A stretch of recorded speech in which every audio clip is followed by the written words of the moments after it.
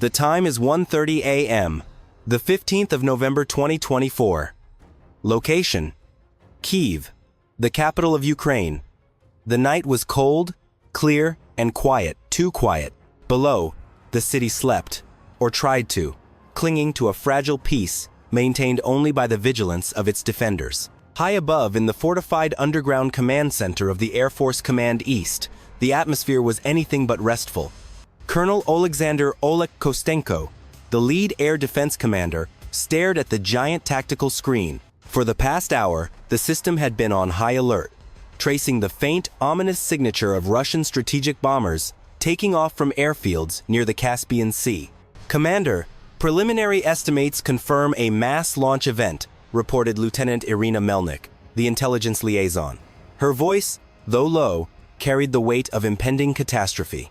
Multiple vectors detected. The primary target matrix indicates Kyiv, Dnipro, and Kharkiv. Olek nodded slowly. This wasn't a skirmish. It was a full-scale assault, designed to overwhelm Ukraine's dwindling air defense resources. The sheer volume of inbound ordnance suggested a destructive purpose, collapsing civilian infrastructure before the brutal winter set in. 2 a.m. The long-range radar confirmed the worst. The inbound threat consisted primarily of Kh-101 and Kh-555 cruise missiles, low-flying, stealthy, and highly destructive. Total confirmed contacts, 23, stated Major Denis Volkov, the radar control officer. The contacts are maintaining altitude between 50 and 100 meters, utilizing terrain contour matching. Estimated time to primary engagement zone, 45 minutes. Olek glanced at the clock. 45 minutes until the opening salvo. This was the window they had to work with, a fragile span of time to commit defensive assets, coordinate battery fires, and prepare the population. His command wasn't just defending cities. They were defending the very spirit of the nation, the resilience forged in fire. The fate of millions rested on his immediate tactical decisions. 2:15 a.m. Olek initiated the Counterstrike protocol. His strategy was audacious. Prioritize the dense, high-value Kyiv airspace, using a combination of Western-supplied NASAMS and Patriot systems for the high-altitude, long-range kills, while reserving the aging, yet reliable, S-300 and mobile short-range units for the final, low-altitude interception. The plan was an elaborate, high-speed chess game, where one missed move meant mass casualties. Melnik, initiate emergency siren protocol for Kyiv, Dnipro, and Kharkiv. Direct all personnel to shelters. Volkov, activate all Patriot launch cells. "I want a triple layer of defense around the capital, now," Olek commanded. The command center, usually buzzing with focused chatter, fell into a state of intense, almost robotic concentration. Each officer performed their task with the deadly precision that comes from constant exposure to existential threat. The tension in the air was thick, a silent prayer for accuracy and speed. T-minus 30 minutes, 2:30 a.m. The situation complicated. Lieutenant Melnik reported electronic warfare, EW activity, jamming their main targeting frequencies. "Commander, the Russians are deploying powerful EW assets. Our acquisition lock is unstable. We are losing reliable tracking data on the Kh-555 clusters." This was Moscow's strategy: blind the defense before the payload arrived. The stealth of the cruise missiles combined with the electronic jamming meant their multi-million-dollar defense systems were effectively flying blind. The enemy was attempting to turn their technological advantage into a fatal vulnerability. Olek didn't hesitate. Bypass the central frequency. Divert targeting data to the auxiliary optical infrared acquisition systems. We rely on the eyes on the ground. Volkov, prep the short-range Gepard units. We intercept what the Patriot misses. He was relying on a hybrid defense. The raw power of Western technology backed by the human element and older, more robust short-range weaponry. The shift from high-tech radar to manual, visual confirmation was a desperate yet necessary measure. 2:45 a.m.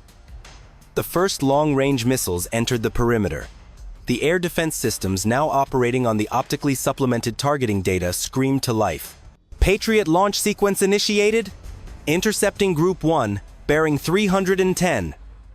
Major Volkov's voice was strained, the effort of manually cross-referencing targeting data visible on his face. The commander watched the screen, his mind racing through trajectories and probabilities. 2:47 a.m. The first intercept occurred. The massive white plume of a Patriot missile shot into the dark sky, followed moments later by a distant, dull roar. Contact. Confirmed kill. 1 Ka-101 destroyed. Cheers erupted, quickly stifled by the gravity of the situation. The victory was momentary. The threat continued. The remaining missiles were adjusting their flight paths, reacting to the loss of their comrades, making the next intercept far more challenging. 2:50 a.m. The attacks intensified, the 23 contacts fracturing into smaller, more difficult to track clusters, each darting toward a different objective. The sky was now lit by the fiery trails of both offensive and defensive missiles. Commander, Groups 2 and 3 inbound toward the Kyiv energy plants. 6 inbound targets. Patriot engaged, 4 intercepts confirmed, 2 missed. They're too low. This was the crisis moment. 2 stealth Kh-555 missiles had slipped through the Patriot net, flying just above the tree line. The time to impact for these two was less than 90 seconds. The fate of the city's power grid and the lives of the defense crews hung in the balance. T-minus 60 seconds. 2:51 a.m. Olek's training took over. Activate the Gepards. I need the mobile units at Checkpoint Delta to engage the low-altitude threats. Authorization granted. Fire at will. The Gepard self-propelled anti-aircraft guns, an aging but deadly German system, were the last line. Unlike the high-tech missiles, the Gepards relied on rapid fire, high-caliber cannon fire, a close-range, almost visceral form of defense. There was no margin for error left. This was a desperate, close-quarters engagement. 2:51 and 30 seconds a.m. Below, on the ground, the crews of the Gepard units, their helmets vibrating with the intensity of their own radar and the near-miss explosions, could now visually track the missile streaks of fire just above the rooftops. The roaring thunder of the Gepard's twin 35mm cannons ripped through the silence of the city. Thousands of rounds per minute created a curtain of steel against the incoming threat. 2:51 and 50 seconds a.m. Gepard engagement. Confirmed kill on the first low flyer. Missile detonated over the forest perimeter.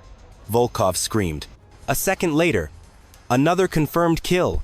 The second low flyer is down. Infrastructure saved. The roar in the command center was deafening, this time pure, unadulterated relief and triumph. The close-range gamble had paid off, validating Olek's reliance on the adaptability of his ground crews. 3 a.m. The main wave continued for another 5 minutes, but the pattern was set. The layered defense Patriot's precision, S-300's volume, and Gepard's close-range brutality was working. The systems, coordinated by Olek's swift shift to hybrid optical electronic targeting, intercepted missile after missile. The remaining contacts, sensing the impossible defensive wall, began to falter and divert, seeking softer targets or aborting the mission. 3:15 a.m.